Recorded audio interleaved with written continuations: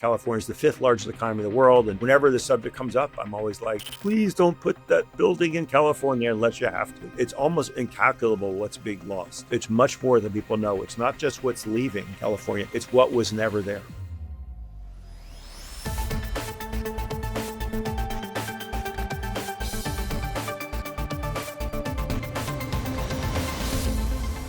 Hi everyone, welcome to the Steve Hilton Show. Before we get into today's episode, I wanted to share some really big news with you. We are about to do a very special live event. It's going to be on Tuesday, April the 22nd in Huntington Beach. It's going to be something you do not want to miss if you care about the future of California, if you want to see positive change in our beautiful but so disastrously run state. Make sure you're there. Tuesday, April 22nd, Huntington Beach in the morning. Please sign up so you don't miss out on all the information about the event. But for now, save the date. April 22nd, Huntington Beach, a special live event with me and other special guests about the future of California. Don't miss it. As to today's episode, we have got some really fantastic guests for you. Gerald Storch was the former CEO of Toys R Us, and he's been involved in many serious big businesses, Target and so on. He'll talk about that. The reason he's on the show today is because he had some amazing insights about how disastrous things are in California. I met him when we were on set together on Stuart Varney's show in New York the other week. And I just wanted him to come on this show and tell me what he told me then and more. I think you'll really enjoy the conversation. Susan Shelley, our friend, is back with some amazing stories about what's going on in California. And then a very special guest, you'll know him well, of course, Michael Shellenberger is with us today. Or in another way, I should say, I'm with him. We taped an episode of his show, his podcast, about my book, Califalia, but it was such a great conversation. I think you'll really enjoy it. So Michael Shellenberger's coming up.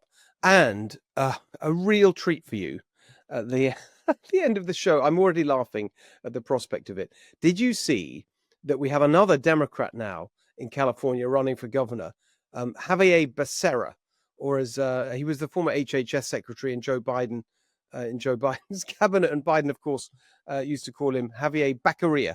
Anyway, he announced that he's running for governor of California, and just wait till you see how he answered the question about what he says is his top priority. It is absolutely priceless.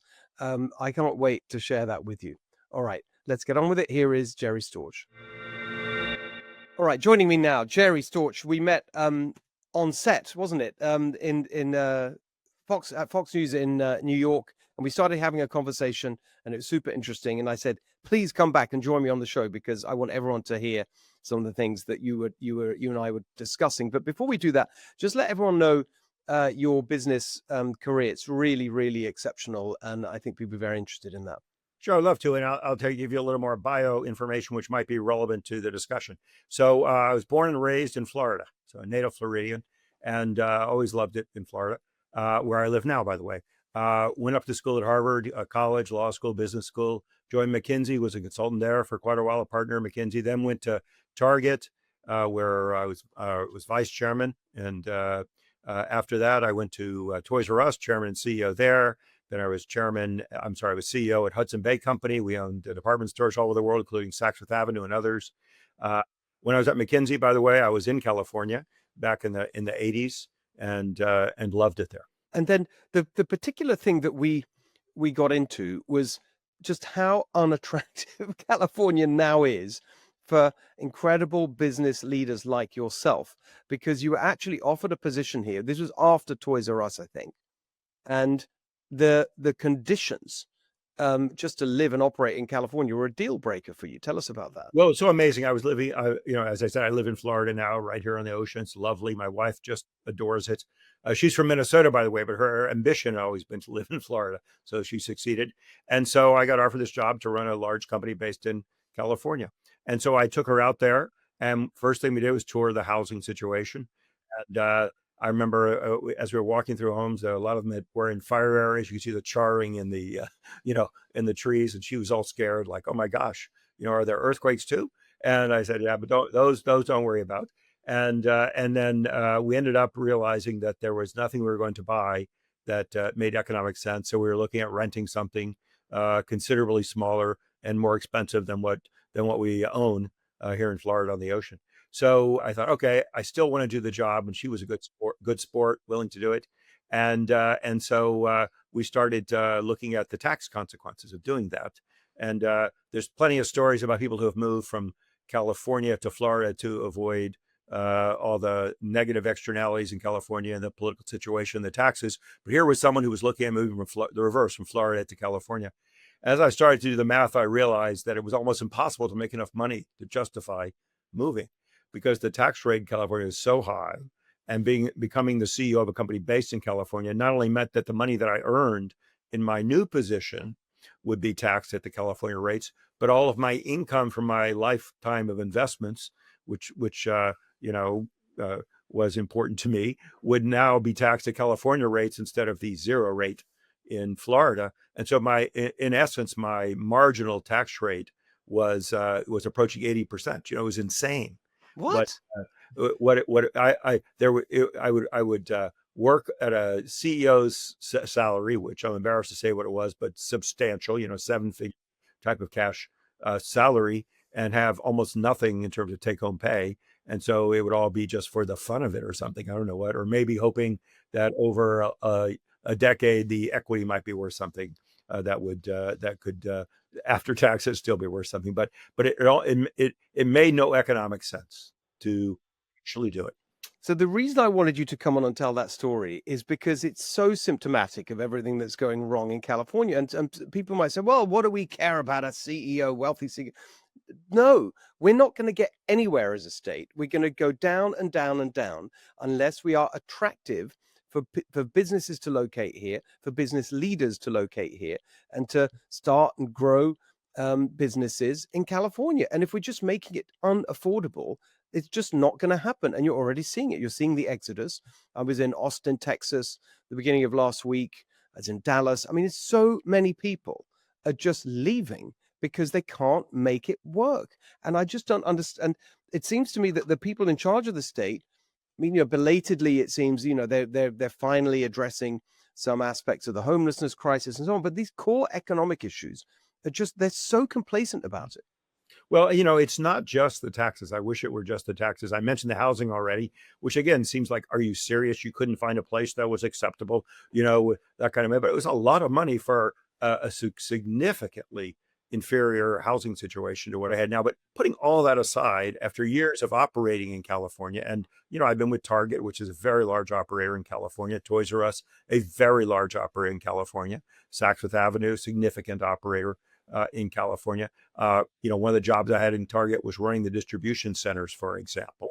And so Target has a lot of distribution facilities in California, in the Inland Empire, up in the Oakland, San Francisco area as well, all over the place. Obviously, Port of Los Angeles, a huge port, Long Beach, for importing goods from Asia. And it was always the toughest place to run the distribution centers of the entire country. We spent all of our time trying to deal with the regulations. And what was even tougher is, and again, I'm not anti-union, I'm not necessarily pro-union, I'll say that as well, but it was very difficult. We're constantly working to keep the facilities from getting disrupted. And then we were not a unionized operator, but getting disrupted by unions or getting unionized themselves by people who didn't even work there. There would be salts and plants and people would come in, and the environment was just so friendly to that side of the ledger that I reached a point in my career where I said, I'm not going to put a facility in California unless I absolutely have to. And when the internet era started happening big time, that was the time when I was running a lot of big retailers. You looked at it and you said, well, you have to have facilities close to the customer. And that's why if you go to Nevada, you've been to Nevada, there's internet DC after internet distribution center, one after the other, all over the Reno area, all over the Las Vegas area. They're really there to service California, but no one wants to put the buildings in California and all the people in California. They'd rather be in Nevada, where at least the environment is somewhat more neutral to operate. It's Henderson, isn't it, in Nevada? There's a lot of stuff in Henderson because there's something to do with the fees. Is it called the drayage fees going from the port? Everything. And again, a lot of it's a union environment. A lot of it's just the whole regulatory environment. Henderson is just near Las Vegas, so that's for the Southern California area. If you go to Reno, Nevada, sometime, which It's an interesting place. And you head east in Reno across the desert. The first few exits on the interstate out there are chock full of distribution center. And Amazon has big facilities there, for example, but we certainly always did. One after the other piled up in the middle of the desert. And they're only there because it's not California. It's just so infuriating to me. And it's what about the I want to go back to, I just, so people really understand it, I do want to get back to the taxes and the 80% rate, because that's just so extraordinary. But there was that, you told me a story about, I can't remember what it was now. It was something with chair. What was it? There's a story. So at Toys R Us, Yeah.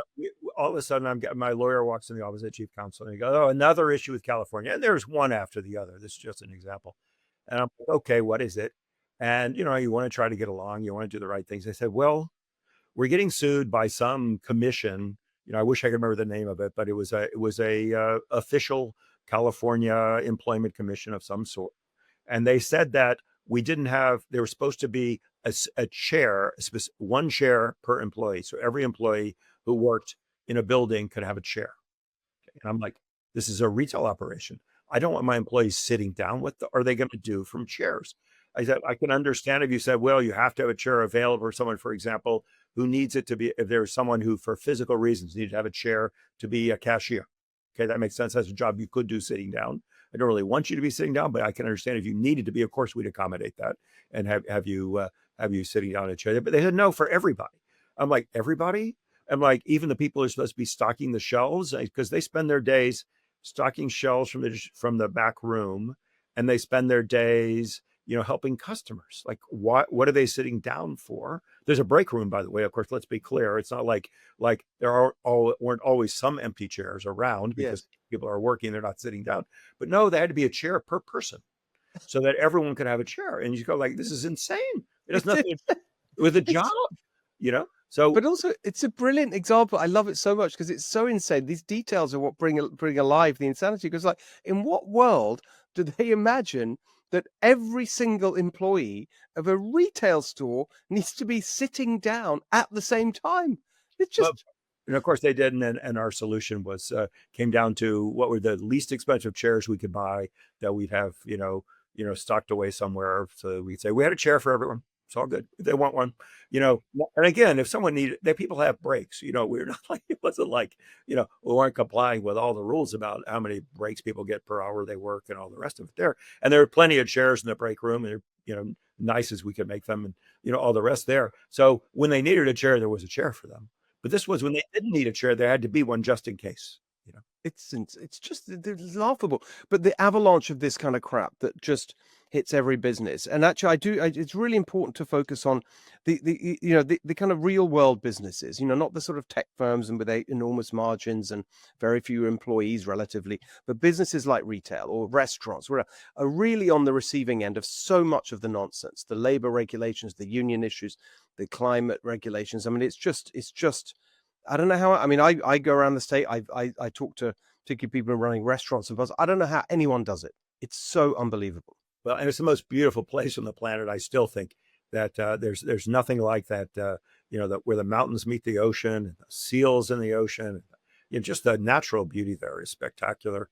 And it was when I went to work there originally, and as I mentioned, I started with McKinsey there. I started my career there right out of school in 1982 it would have been. And that was where you went. That was where opportunity was. It was still go west, young man, and I was excited to be there. I was thrilled to be there. This is California. It's so sad. Can I just quickly jump back to the tax thing? Because I just want to really explain that 80% marginal rate for those who aren't kind of, mathematically inclined. You just talk through what that really means. So California has some of the highest taxes in the country, of course, and there's even the extra.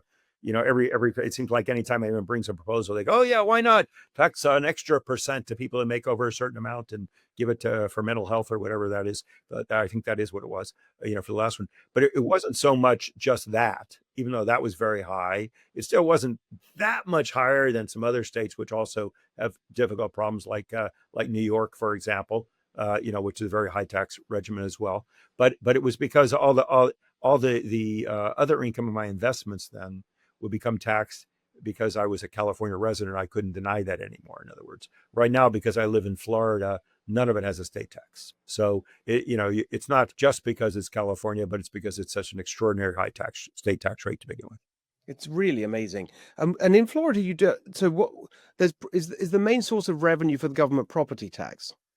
Property taxes and sales taxes.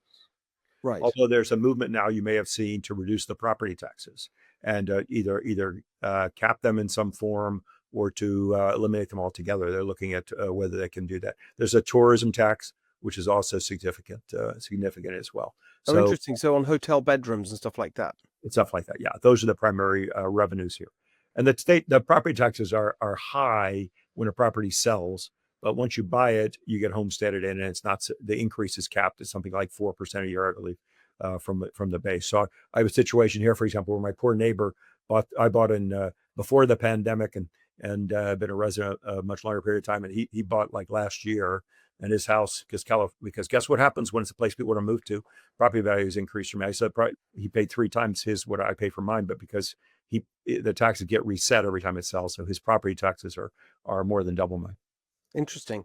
What last question? I mean, just looking at it from your business perspective and in the world that you're in with other businesses, what do you think is the answer for California? Do you have what would you do?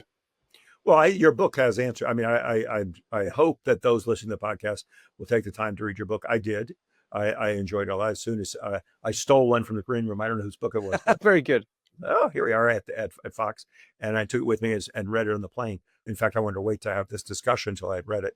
And you have a chapter which says what to do, and I think that's right. My question is, would it ever happen in that political regime? And people would have to get so fed up that they were willing to either vote in people with those perspectives or those people in power were willing to change along the lines that you talked about there. And I'm not sure that's going to happen. I had a conversation a couple of days ago with someone here where I mentioned I'd read your book and what it was about. And this is someone I knew was a very liberal person. And he said, "Oh, that's just ridiculous. California is the 5th largest economy in the world, and it's fantastic. How can anyone say there's a problem there?" And I think that's the problem. It's sort of that sense of smugness and saying. And I'm like, well, it would have been a lot more better than that, had this current regime not been in place and everything that has happened. And so it's sort of this it's squandering what's there, but some people feel it's still better than the alternatives. It's true. I mean, it's the facts are, it is true that we're the 5th largest economy, but we also have, for most of last year, the highest rate of unemployment in America.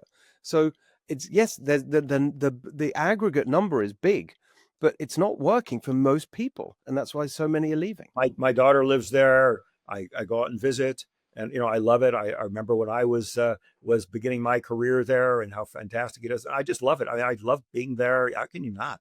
What a wonderful place it is. But then as I'm walking to her apartment, you're actually literally stepping over homeless people living in cardboard, and you can't even believe that that's there. But it is. Well, it is a disaster, but there's a lot of people here who want to fight to change it, and so I'm banking on that. But Jerry, yes, go on. I was going to say, from a business standpoint, I will tell you, I'm a number of boards of companies, others, and whenever the subject comes up, I'm always like, please don't put that building in California unless you have to. And so it's almost incalculable what's being lost, and it's much more than people know. It's not just what's leaving California; it's what was never there. That's a very, very profound and vital point for people to understand. That's a great way to end it, and that's why we've got to deal with this. We just can't let it continue to fail. Jerry, thank you so much. Really good to see you today. Appreciate it. My pleasure. Susan Shelley is here for California Corner. Feels like it's been ages, Susan. I've been on the road talking about Califalia across the country, but now I'm back to the heart of Califalia, California, the worst run state in America, as the subtitle of my book. Well, I was going to say argues. It's kind of incontrovertible fact if you look at the actual outcomes. We are the worst run state, but that can change and will change if we get new leadership. But for now, we've got more examples of the insanity, but also some good news on one front. Something insane has been stopped. Should we start with that?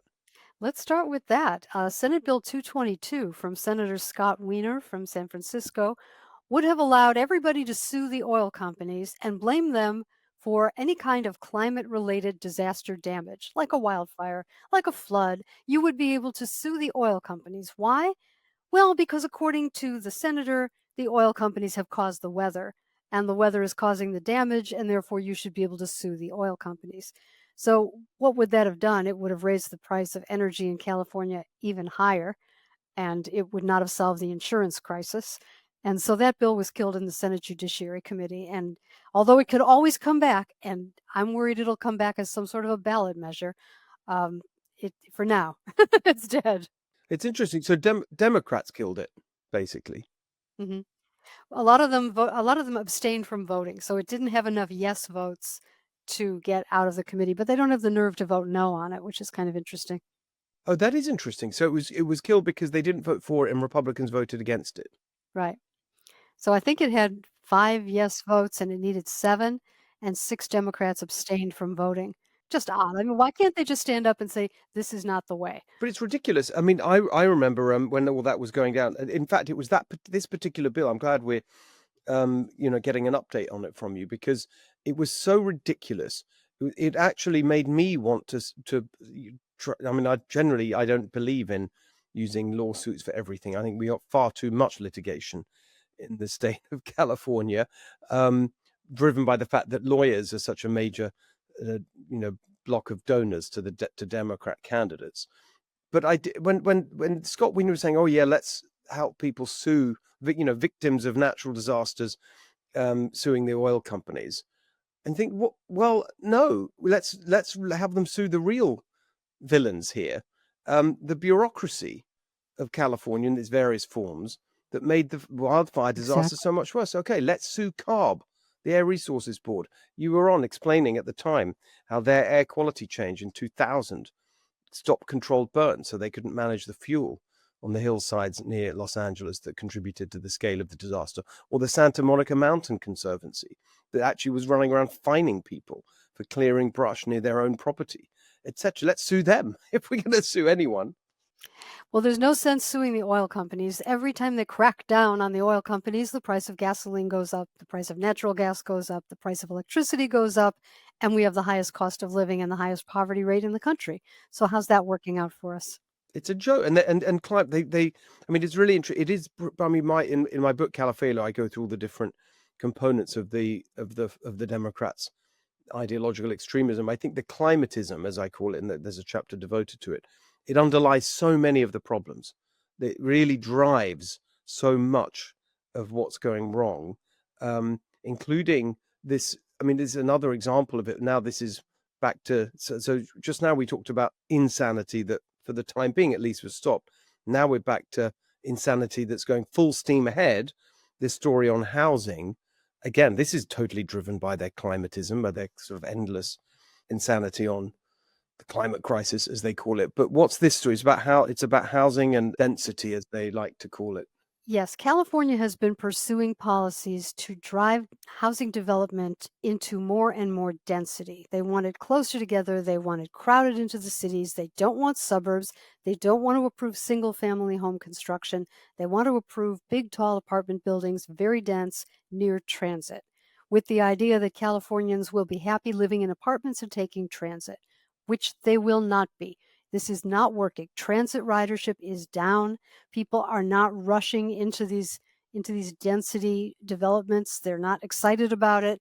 What's happening is it's ruining all the neighborhoods where people are happy. So you have a single family neighborhood or a mixed neighborhood, and then all of a sudden a single family lot turns into a highly dense apartment building. There's one unit single family lot that has a duplex on it in West LA. It's now been approved for a 53-unit apartment Wow. building with 0 parking spaces. Now, if you have Wow. 53 units and 0 parking spaces, how is that going to impact everybody else on the neighboring streets? It's going to cause crowding, double parking. People are doubling up in apartments as it is because housing is so expensive. So you'll very often see people sort of making their own affordable housing, and there's 3 cars parked outside because there's 3 people living in the unit. And how is that going to affect everybody else that they've approved this with no parking spaces? But the idea is you don't need parking because transit's a half a mile away and everyone can just walk to transit and then go wherever transit lets them go if they have 6 hours to get there. It's completely impractical. And it's the policy of California, it's the policy of the city of Los Angeles. It's all being done in this streamlined fashion where you can't even complain about it because it just has to be approved ministerially without any hearings, without any opportunity for neighbors to say, you couldn't do this to me if I was a spotted owl. Why can you do this now? And that's what's happening. They're ruining everybody's habitat. There's a lot to say about this beautiful analogy with the habitat there. It's a great example of how, with all of these Democrats now, ideology trumps practicality. It's about pushing this out and forcing people to live a particular way, which makes no sense. So I really, I understand what they say. Oh, you hear them talk sometimes about, let's make it like Paris or London or whatever, or a big city like that. New York even, and it's true that in those places, it kind of works because that's the lifestyle. That's how it operates. And so many people in London, particularly before they have families and children, they live in the center. It's very normal not to have a car because you've got an incredibly practical, affordable, reliable mass transit system that can get you anywhere conveniently and quickly and easily. And you'd be mad to try and drive. That's true in London, which is a city, it's like 1,000-year-old city with medieval street plans, and it's been built up over the centuries. And it had the first underground railway right at the end of the 19th century. So this has been built up over years, and it's all, that's not California. That's not how California developed. It's totally alien. They're trying to force this lifestyle that just doesn't work in California. What are you supposed to do? Okay, so you get the transit. Let's give them that. Okay, they're building the apartment building and it's close to the transit, less than half a mile. Let's say it's really convenient. It's right on top of the transit. What transit? Like, what are they talking about? I've tried it in Los Angeles. It's totally impractical to get anywhere because it's so badly designed, and it's small and not comprehensive, and you have to, the metro is a disaster. You can't get anywhere. It's not connected up the right way. It's really poorly. You have to basically go to Union Station downtown and then change and get on another train to get anywhere. It takes hours. It makes no sense. No one would use it. It does make sense because they draw these lines on the paper, and then they draw the radius around where the stations or the bus stops are, and everything in the radius is eligible for density bonuses and other kinds of financing and transit-oriented development. So it makes real estate development very profitable wherever they put that line on the paper. Even if they haven't built it yet, they still get the bonuses. So real estate drives transit development instead of transportation needs driving transit development. And that's why it doesn't go anywhere that people need to go. It's really slow and impractical. I mean, it takes you hours to get anywhere if you try and use transit. It doesn't cover the city properly. It just doesn't. And you've got the metro thing, but basically you have to use a bus, and the bus gets stuck in the notorious traffic. So what's the difference anyway? I mean, it's not safe. It's not clean. It's not pleasant. It's not reliable. And it's not even all that cost effective. So why would you do it?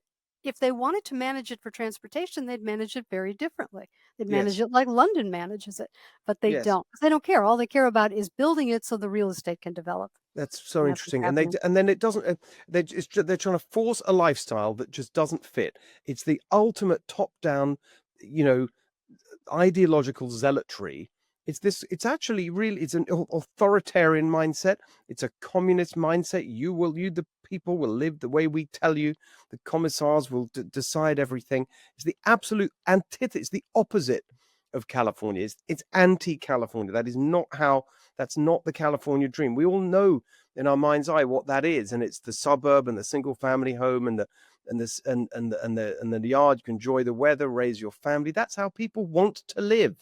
And you can see that they don't want to live in apartment buildings like we're sort of North Korea or something, which is what these people seem to want.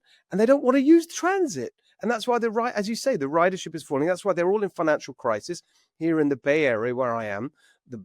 It's all collapsing. And so now they're Scott Wiener again pushing massive bonds to bail out the transit that no one wants to use to fit with this sort of ideological sort of scheme of we will tell you how to live and you don't have any choice about it. It's so outrageous, actually.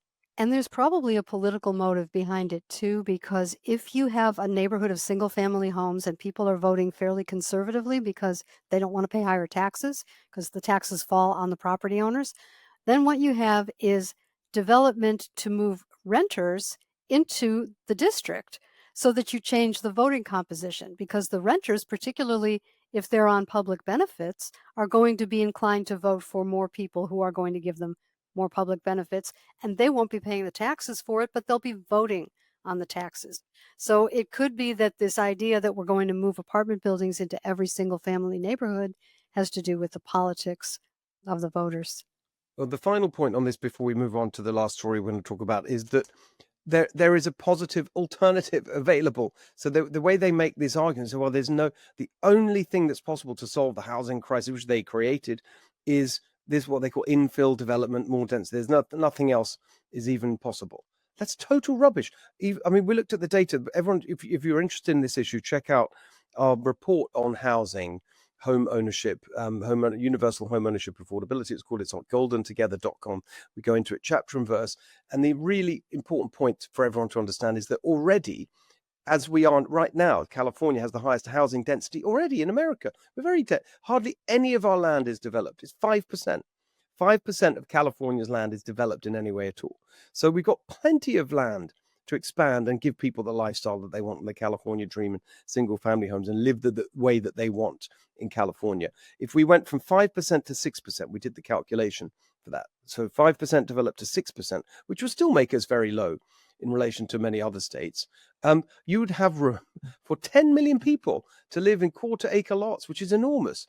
So I mean, in single-family homes, and that includes all the other ancillary development, shops and public services and schools, hospitals, all that other stuff, roads. So we've got so much space we could be using without kind of forcing everyone to live in this way that nobody wants in California. It's so ridiculous. We've got to fight back against it. You're exactly right. All right, next point. This was about Bill Asaley, who's a good friend of mine, fantastic state legislator, been a real fighter in Sacramento and really, wound up a lot of the Democrats. They really targeted him because he's effective in exposing their incompetence, corruption, and extremism. And he just got appointed by President Trump as a U.S. attorney. Big move. Very welcome. Tell us what he's been up to. Actually, before we get into the specific story, just for those who don't know, what's the significance of putting someone like Bill in that position for us here in California? It's a federal position, but how will it affect and help us here in California? Well, he is now the federal prosecutor in charge of a number of Southern California and Central California counties. I think all the way up to Santa Barbara, maybe San Luis Obispo is in the Central District. I'm not sure. And it's the Inland Empire. It's Los Angeles County. It's Ventura County. And so he will be in charge of prioritizing prosecutions for violations of federal law. That includes immigration law. That could include election law in some cases. He can bring charges. And one of the most interesting photographs after he was named to that position was Bill Asaley walking with Judge David Carter through Skid Row. And the significance of this is that Judge David Carter is overseeing a lawsuit related to homelessness spending in Los Angeles. He just ordered an audit. The audit was finished. It showed that there's just been total mismanagement, no accountability. They aren't even tracking what the contracts are supposed to provide or whether they're providing them. So what can a federal judge do? Nothing. He can hold everybody in contempt of court. But he's hauling these politicians into these hearings, the mayor, the board of supervisors. He's hauling them in and yelling at them, but he can't do anything. So here he is walking in Skid Row with the new U.S. attorney. And the U.S. attorney, Bill Asaley, announces a task force to prosecute fraud and corruption related to homelessness spending. Wow. This is an army. The judge now has an army that he was walking side by side with, because to the extent that all of the resources of the federal government can be brought to bear on an investigation, these people are toast. You're going to have the IRS criminal division. You're going to have the Department of Justice. You're going to have perhaps even local officials could be involved in this to some extent. This is going to be a very big story if they find anything.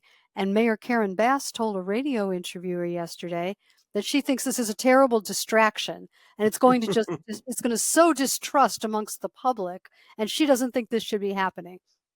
So judge for yourself. Amazing. So basically, is this going to be an investigation into the homeless industrial complex? Yes, it is. Particularly where there's been federal funding, they're going to see where that money went. Well, a lot of the funding, I mean, again, you know, when we did the work for our homelessness policy report, a lot of the funding is federal, that gets handed out from HUD, and just completely parceled up among cronies on all sides, the non-profits and the crony developers, all of that. Well, you know, the state auditor did a report and said, well, there was $24 billion spent, but we're not sure where it went. And then the local LA audit, well, they were chasing, I think, $3 or $4 billion. They don't know where it went. Well, the IRS criminal division is going to find out where it went. The U.S. Attorney's Office is going to find out where it went. They can trace, first of all, they have subpoena power, which these other auditors didn't have. And they can trace forensically where the money is going. They can get the wire transfers and the suspicious activity reports from the Treasury Department. And they can investigate the way, you know, we saw how the Bidens were investigated. We saw that from James Comer's committee, the Oversight Committee in the House, and all of the tools that are available when the federal government decides to use them. And then we saw 2 whistleblowers from the IRS show that there was political interference to stop that from happening, to put a lid on that investigation. Well, if you take the lid off a federal investigation, they can dive very deeply into who's been benefiting from this spending, because that money went somewhere. Amazing. So what's the timeline on these things typically? I really don't know. Is there a typically? I don't think there's a typically. They can run for years, but they certainly rattle the cages of the people who are likely to be investigated. Amazing. And as Mayor Bass said, it isn't right to treat a lot of these people as if they're criminals. Well, it might be. It might be right. Well, exactly. By the way, taking taxpayer money and just funneling into any use that isn't for the purpose that it was intended for, and solving the problem that it was supposed to solve. Yeah, that is criminal. In the sense that most people think, sorry, that's my money. What did you do with it? We need to find out. Yes, and we need to find out why we've been spending so much money and raising taxes 5 times, and it's not getting better. Exactly. This is great. Very, very exciting development. And actually, the way you listed out all the other areas that Bill could get involved in, I mean, he's a real terrier, real fighter, whatever word you want to use. He's great. So this is very exciting for all of us. Susan, great to see you again today. Thank you so much. Thank you, Steve. Steve Hilton, welcome to Public. It's so great to be with you. It is an absolute joy. You're holding up a book that is in so many ways inspired by you. The title of my book, Califalia, just follows in the path that you've trodden so well with San Francisco. And everywhere I go, when I talk about the book, they say, "Oh, like San Francisco, it's very clever," you know. So I just want to pay homage, if that's the right way to pronounce it, to you. And you taught me so much, and you're in the book, of course, because you've really been doing this work. The way I put it is really the combination of 2 terrible things, which is one party rule and really bad ideas. And those things have collided just to destroy this beautiful state that we love so much. And the subtitle of my book, Reversing the Ruin of America's Worst Run State. I mean, some people might hear that worst run state, and often in media and politics, people make exaggerated claims. I think there's no realistic, sensible person who could challenge that on the factual basis. California is not just in the middle of the pack compared to other states in America on so many issues. We are absolutely rock bottom. We have, or top, if it's a list that you don't want to be at the top of. So we have the highest poverty rate in America. We have obviously the highest homelessness rate by far. We have around 11% of the US population, over 45% of the unsheltered homeless population. We have the highest costs for everything that matters: housing, gas, electricity, water, all the highest in the country. We have the lowest income growth. For much of 2024, we had the highest rate of unemployment. Chief Executive Magazine does a survey every year of conditions for doing business in all the different states. For the last 10 years, California has been judged the worst and most hostile business climate. On and on. I mean, it's just there's no way of polishing it. It's a total failure on every front. And when you get into, I mean, the one party rule has happened with this combination of the Democrat machine, the unions, this incredibly well-funded political machine that just keeps turning out voters to win elections, combined with gerrymandering of districts so that they have a supermajority in the state legislature. And then you have the ideologies, which is really the sort of main focus of the first part of the book, where I try to really understand, well, it's not enough just to call it the left or Democrats. What's really driving this? What's the underlying, pathologies here? Obviously, many things that you have written about and write about now, but the climate extremism. There's a word I use. I mean, I go through 9 isms that kind of define this ideology, and we can talk about some of them if you like. But one I particularly want to highlight, because really, again, inspired by you, compassionism.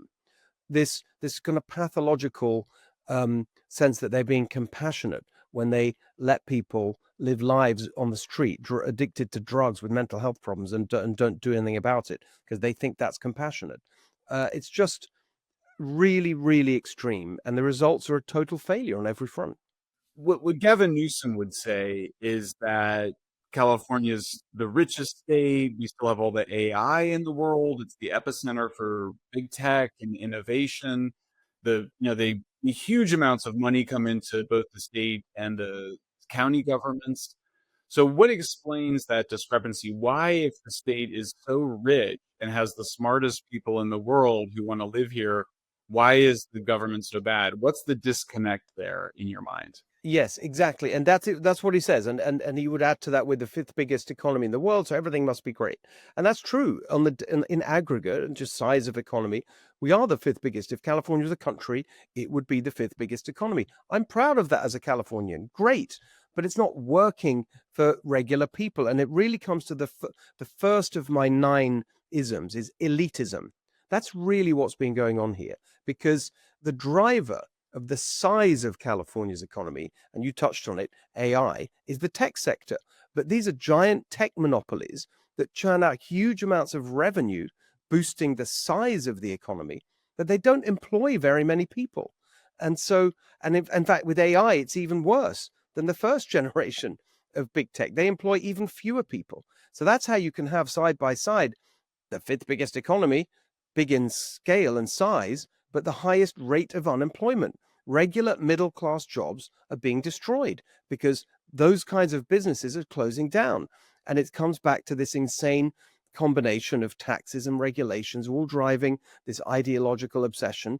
I was talking to a guy who runs a small, exactly the kind of company you would want to create the kind of jobs we would want to see for regular people, a small machine tools company. He's making, equipment for production of goods. And he says, like today, he pays more, like his bills per month, basically $180,000 he pays to his employees, $200,000 in regulatory compliance costs, lawyers and compliance. He's spending more money on, this is not taxes, this is just complying with ridiculous regulations than he does for his workers. That's why people are leaving. I was just in Austin the other day on the road for my book. In Austin, they're making ships, and then for the military in San Diego, they're sending them to San Diego. I said, how do you get the ships from Austin, Texas to San Diego? Are they on trucks? We used to do that here in California. It's impossible. I just had a conversation with a retailer, CEO of been CEO of Target and Toys R Us, and he's in the investment world, business world. He's saying anytime a conversation comes up about where to locate something, it's like, don't put it in California unless you absolutely have to, because it's just impossible to run anything. I mean, there's an insane story in the book that just captures how ridiculous it is.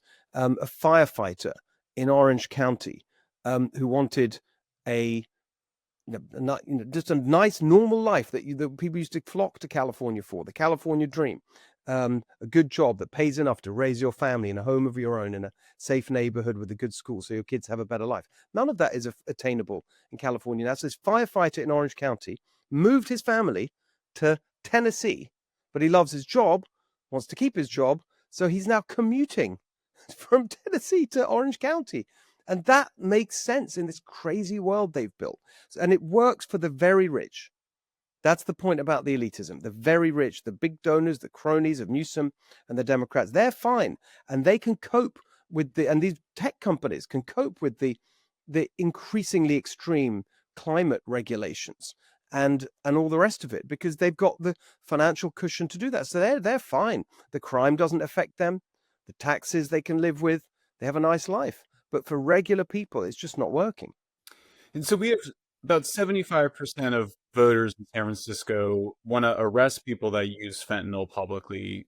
The 70% of the public voted to repeal big parts of a earlier sort of drug decriminalization, sort of soft on crime initiative.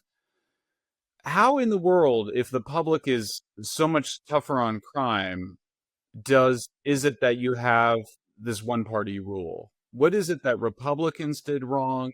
What did Democrats do right? Is this all going back to Pete Wilson and immigration? How would you describe the kind of creation of a one party state here? Because obviously you can sit there and be like, well, the Democrats are really clever, but it seems like the flip side of that is Republicans didn't do something right. They needed to have done something different. So there's a couple of things. First of all, it is true that it's a more Republican state than people realize. So when you look at the governance and you look at the fact that, there's a supermajority in the legislature, and has been since, for over a decade now. So they can ram through anything they want without constraint. And they control all the major urban centers in terms of mayors and boards of supervisors and so on. So that's true.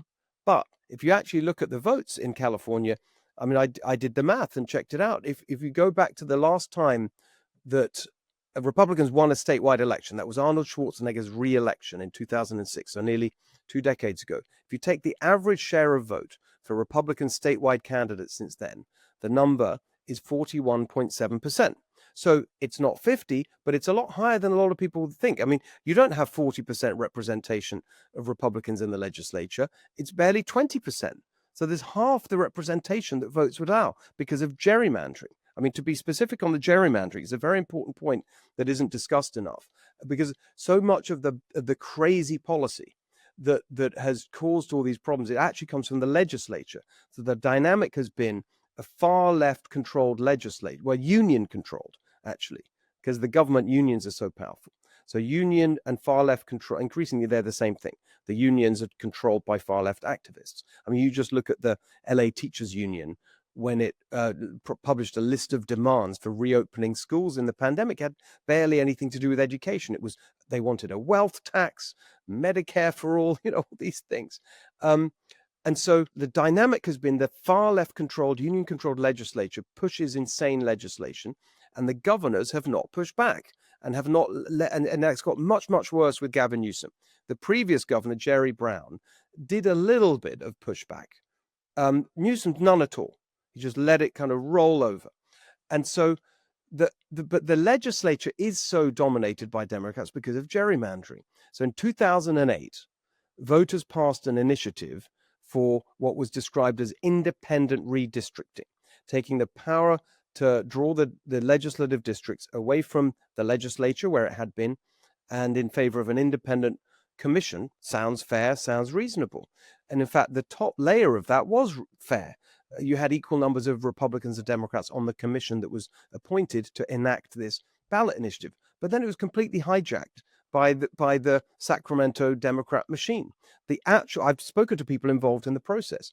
The original intent of that ballot initiative was to draw districts based on existing city and county boundaries wherever possible to reflect real communities.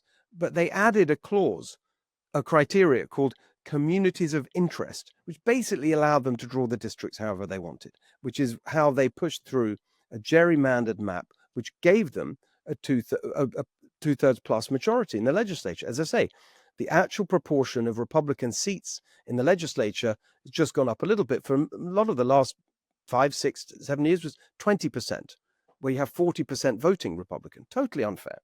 And so that's been a really big part of it. And then, of course, once they're there, they can build their power. So the legislature awards more money to the government unions. the pensions and luxury healthcare and favors that they get in exchange is totally corrupt. The unions then, here's another example. There was a Supreme Court ruling that made it illegal for unions to automatically take dues for government unions to automatically take dues from their members without their permission. But just almost the last act he did as governor, Jerry Brown, took that ruling and implemented it in a way that makes it almost impossible. It's such a hassle for a union member to opt out of paying union dues. So it entrenches their power. This political machine is very strong. On the other side, to your point, the Republican Party, I think, has just failed to offer a high energy, attractive, positive alternative. And it's been bogged down in arguments about some of the social and cultural issues that really aren't driving the dissatisfaction that regular people feel. It's these basic issues, the cost of housing, the taxes, the regulations on business. The Republicans haven't put forward an attractive argument on that, I think, for a long time.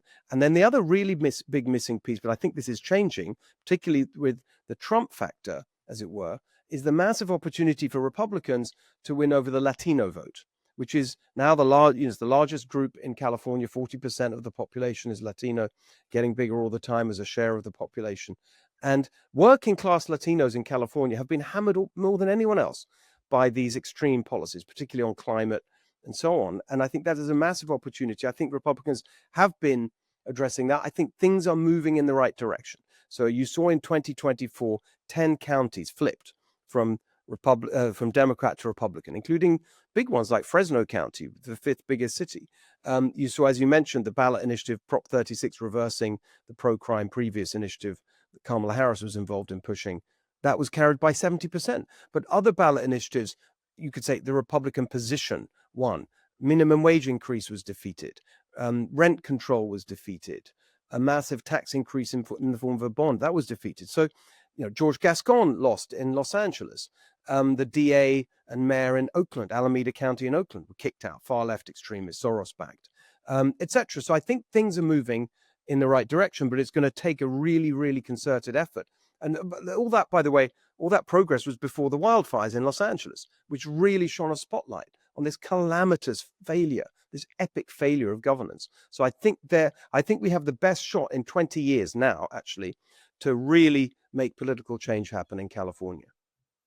Why do you think that Gavin didn't do more on housing? Why has he just been so either unable or unwilling to do what it takes on housing? And what do you think needs to happen there? So I think it's two things. It's the collision of two, very, very strong cultural and structural factors for the Democrats, ideological. So the reason that housing is so expensive is a combination of things. So there's an amazing hidden tax on housing, which nobody talks about.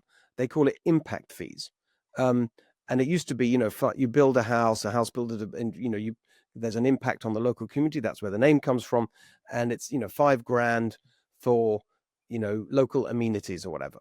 But that's all ballooned now to this ridiculous stealth tax. And UC Berkeley, Turner Center on Housing estimates that the typical impact, you add them all together, typical impact fee for housing is $150,000 per unit. That's just straight up tax that goes on top of the price, but it's hidden from what people see. So that massively increases cost there. Secondly, you've got, and in San Francisco, by the way, it was as high at one point as $300,000 in fees for one apartment unit, not the whole building, for one apartment unit. It's just insane. That's all feeding the government machine. The other part of it that no one talks about is the role of the unions, because right now in California, like when he ran in 2018, Gavin Newsom says we're going to build 3 million homes. That's what we need, and that's generally agreed to be the shortage. Right now, you have there's nothing like that being built. It's like barely a fraction of that has actually happened, less than a third. Right now in California, you have over 1 million housing units blocked in lawsuits filed under CEQA, the California Environmental Quality Act. 70% of lawsuits under CEQA are used to block housing. But most of those lawsuits are filed by unions to extract what they call project labor agreements, where they negotiate in order to drop the lawsuit. They negotiate with the house builder, higher wages. You got to use union. They call it skilled and trained, which means you have to use union members. They call it prevailing wage, which is you got to pay higher rates. Of course, we all want people to be paid well, but not to the point where the housing becomes unaffordable. I mean, I spoke to house builders in Fresno a while back, and they had 2 jobs going on right then and there. And the team, one had a project labor agreement negotiated with the unions. One was market rate. The market rate is a team of plumbers, he told me. The pay, it's in the Central Valley. The rate's a little bit cheaper. They were paid $25 to $40 an hour, the team. The exact same people, when they moved to the other side of town for the work that was under a project labor agreement, the same people for the same work, $95 to $120 an hour. Like massive increase in costs. This is what's been going on. No one pays attention to it. Of course, the unions control the Democratic Party. So that's one reason they don't do anything about it. The other is the climate extremism, because they are obsessed with what they call density, that you can only build apartments near transit in city centers. That's not how people want to live in California. The California dream is a single family home to raise your family. That's what people want. But they basically stopped that from happening because of climate extremism. They say, well, if you have single family homes, that's more people driving. In 2018, they introduced this thing called VMT, vehicle miles traveled. Every new project had to be assessed on how it would increase vehicle miles traveled. And if it does increase vehicle miles traveled, it's not approved. It's just even at the same time as they're forcing everyone to have electric cars. So what's the problem? Look, none of it makes sense, but they just have this authoritarian, dogmatic insistence that this is how you're going to live. You're going to live in apartments. We're going to turn it into what you see in Europe, totally ignoring the reality of how California developed and how people want to live here. It's ideological, but the climate extremism is just so much of a religion for them. They can't move beyond it. To what extent do you think that this is a problem of sort of revealed preferences, and that people will find a way to, they'll call it climate change, they'll call it coastal protection, they'll call it whatever, but they don't want more housing, and they don't want more housing for basically the selfish reasons that everybody knows of, which is that they want their own house to increase in value, and they just want less development. I mean, there's like an empty lot behind us in the Berkeley Hills here. We met the family, the people that were going to build a house on it. They came around, they talked to us, they talked to all their neighbors. Somehow our neighbors stopped it from being built. I mean, it's just a lot. It's not, I mean, it is sweet because you can see a view, but I mean, it's someone's private lot. Like, they can't build on it. I know that if you poll people, it's like 65% say, that we want more housing, but I think like over 60% or maybe 65% of voters are homeowners.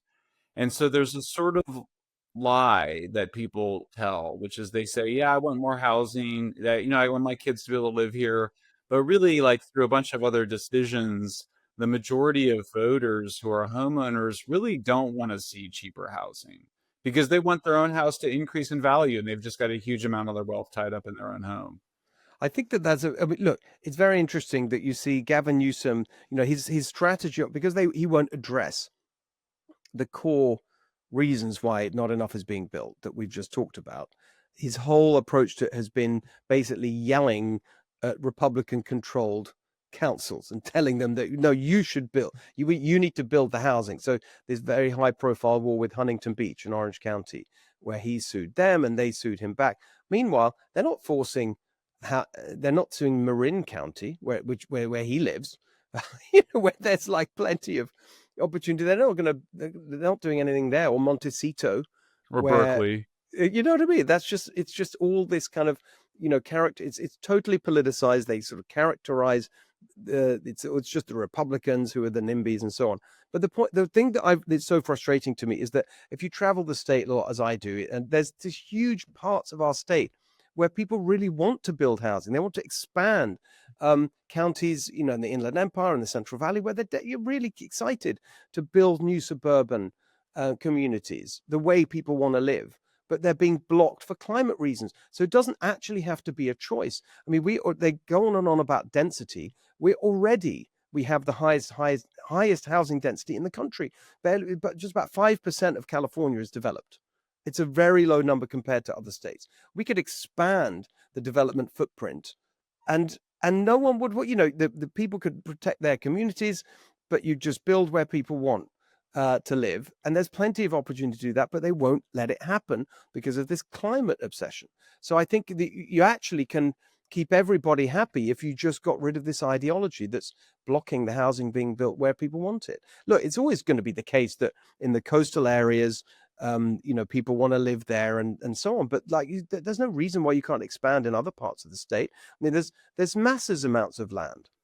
And what is the situation now with just empty buildings? I know that San Francisco for a while has had a huge vacancy rate. I assume it's similar in Los Angeles. Is that what's the status of that in terms of bringing people back into the office or converting it to housing? Or I've heard it's sort of hard to do that.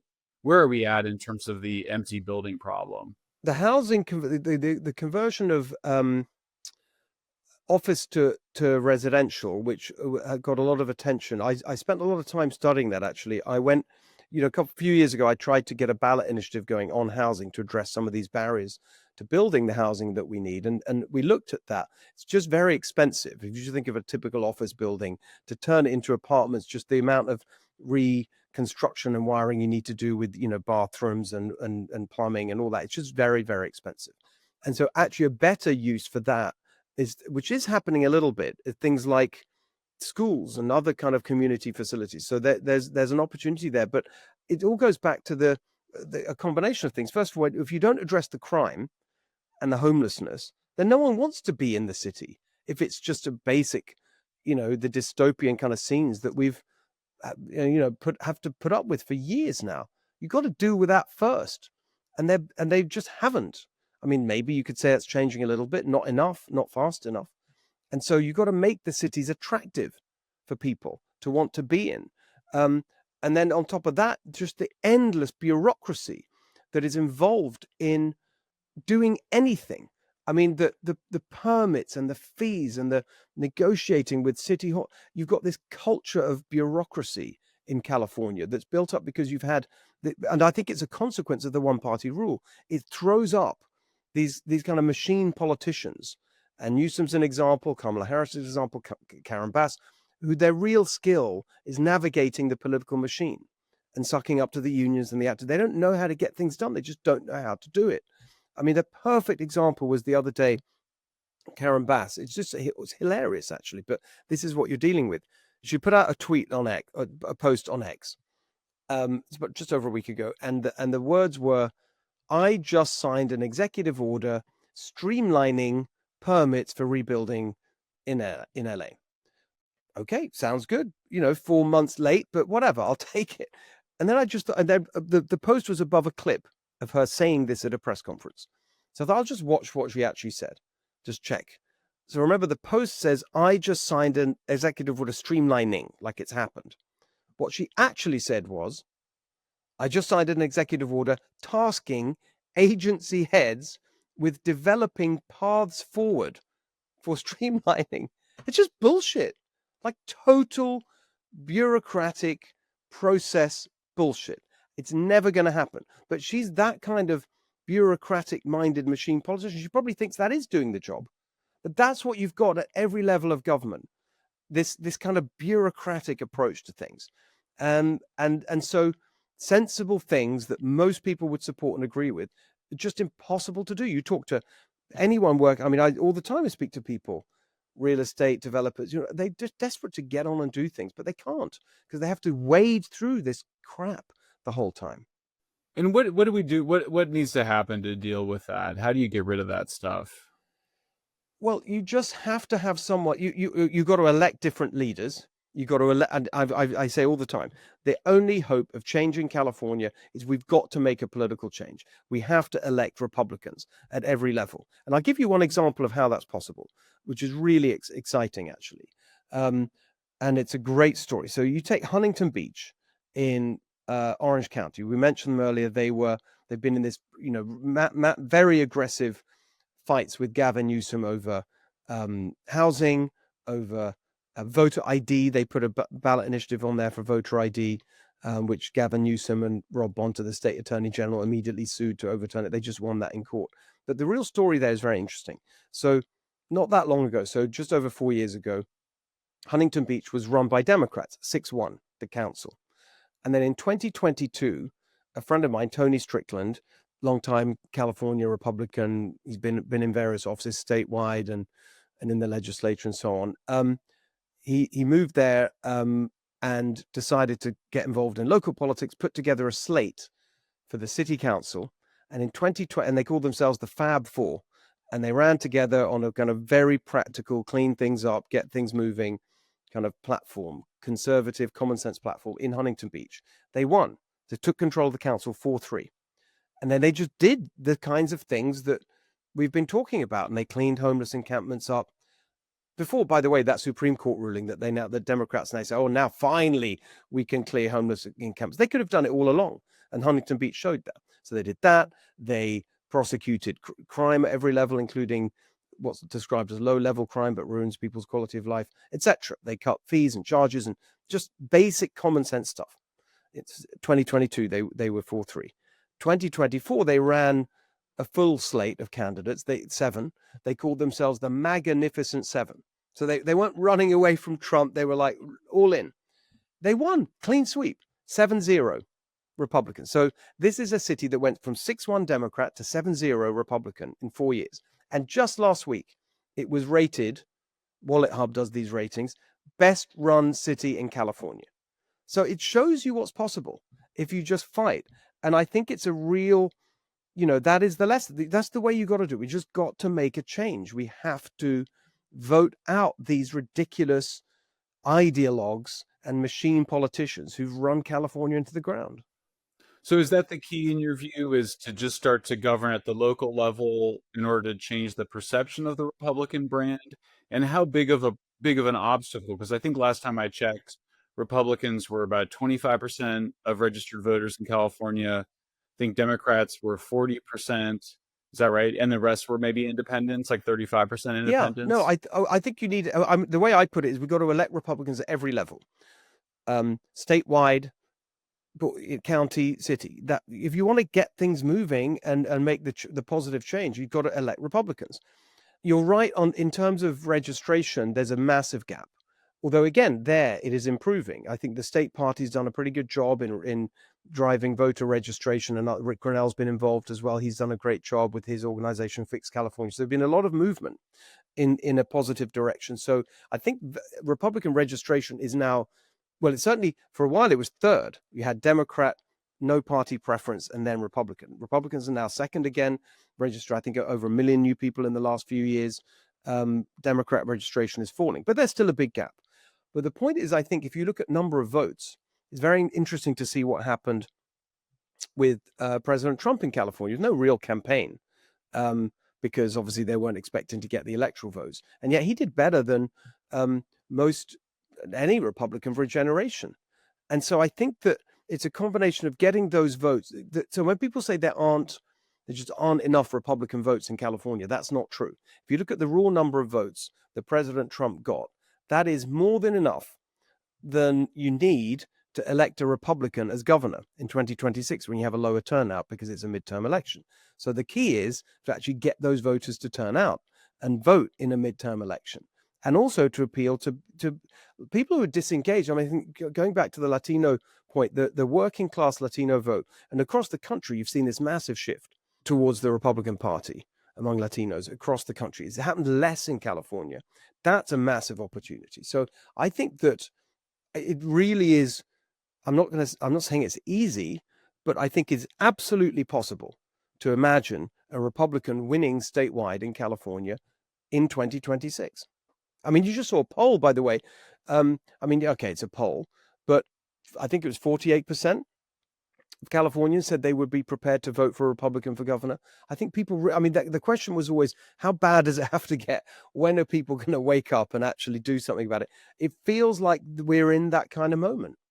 And is the Republican brand, in your view, does it need to be different than the national Republican brand? Or would it just be in other words, do you have a vision for changing the Republican brand in California from where it is now? And also, relatedly, what would you say is like the top three things? What is the basic sell by Republicans in California to voters? I think those things go together, actually. I think that the brand that will be successful for the Republican Party, and actually it very much reflects, I think, the Trump approach, which is very non-ideological, just problem-solving, pragmatic.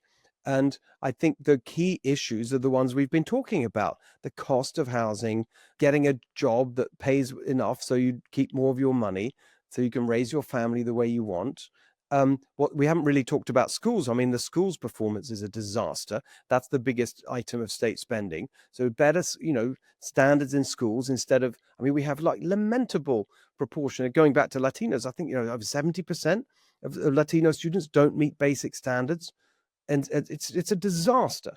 What hope is there for a better life if you can't read and do math properly? So I think those core things, rather than culture war issues or things that don't affect people on that daily basis. Now, that's not to say that we shouldn't speak out about the gender extremism that's just rampant in California. I very much agree with that. But that goes together, I think, with saying instead of the war on parents effectively having a say in what's going on in their schools and with their own children, I think that's a very powerful motivator. But I think it's got to come back to this kind of very pragmatic, non-ideological, problem-solving mentality. And actually, as Huntington Beach showed, they didn't run away from President Trump. They leaned into it, and it was successful for them. So I know I've got you on for a few more minutes. Tell us how you think the president's doing. Well, I think that one thing that is really refreshing is just the energy that he's brought to the task. I mean, just the straight out of the gate, incredible, preparation that was done. I think it's actually, funnily enough, it's interesting because Democrats love to think of themselves as, they get their endless sort of, you just watch what they say and the kind of books they write and articles, we need to restore faith in government and Republicans are undermining faith in government and this is terrible. Actually, it's Trump that's, I think, restoring faith in government because he's showing that it can be effective. I mean, if you look at what's going on with the border, absolutely stunning. And that's why I thought it was one of the greatest lines in this, whatever the State of the Union, the joint address, which was, they said you needed new legislation to deal with the border. Turns out all you needed was a new president. It's just stunning the grip that's been shown on that. And also, I think really impressive. And some people, for example, have been, critical of things like Kristi Noem going to that jail in El Salvador. I think the way that they've actually understood that the communication of what they're doing on the border is part of the deterrence. I think it's incredibly smart. I think it's really well planned, really well done. And the kind of attitude of getting to grips with, I mean, not everything gets coverage. I'll give you one example. About a month or so ago, the president, it just popped into my inbox. I see all the stuff that they put out, an executive order on the timber industry and forest management. Absolutely brilliant. Just really, the incredibly serious, substantive policy on opening up our forests again to logging, so you can have a financial incentive to reduce overgrown forests, which helps with wildfire risk, which also produces more of our own lumber, so we don't have to import it from Canada. So it reduces construction costs. They're really well thought through policy. And there's a lot like that that's going on that doesn't get all the attention. So I think that they've, the preparation that's gone on in the last 4 years is really paying off. So last question, you probably saw this, that Gavin has asked for $6 billion, I can't believe this, in emergency loans to address budget shortfalls after an unexpected surge in undocumented migrants. Incredible.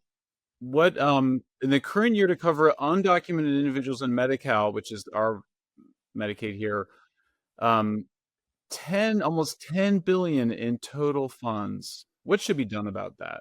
Well, what other states do, which is to not give people who are here illegally the same entitlements that citizens have, and they paid for. You have, and people will, critics say, oh, you're going to let people die on the streets. No, that's not what happens in other states. In other states, you have a restricted form of Medicaid for emergencies that people will get treated, but you don't give them the same coverage as everyone else gets. It's just totally unfair.